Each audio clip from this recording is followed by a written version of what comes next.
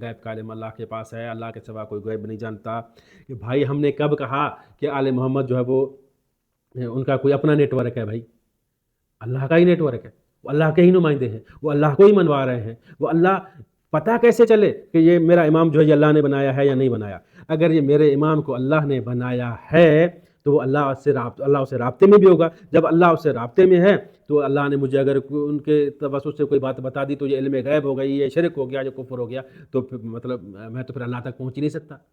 اس کا مطلب یہ ہوا کہ آپ مجھے کیسے لوگوں کی طرف لے کے جا رہے ہیں جن کو اللہ نے نہیں بنایا، جن کا اللہ سے کوئی رابطہ ہی نہیں ہے، جن کا اللہ سے کسی طرح سے کوئی تعلق ہی نہیں ہے، تو میں ایسوں کے بعد کیوں جاؤں گا؟ میں تو اگر اللہ کا اس دنیا میں کوئی کسی سے رابطہ ہی نہیں ہے، کوئی تعلق ہی نہیں ہے، تو میرے جیسا آدمی شاید مشکل ہے کہ اللہ سے کوئی رابطہ رکھے، پھر کیوں رکھے؟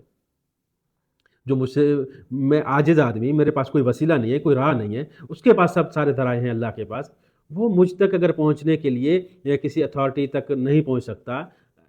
تو کسی توسط سے کسی ذریعے سے مجھ تک نہیں پہنچ سکتا اور اس کے ذریعے سے میں اللہ تک نہیں جا سکتا، تو پھر کون سی دلیلیں ہیں جس پر میں اللہ کو مانوں؟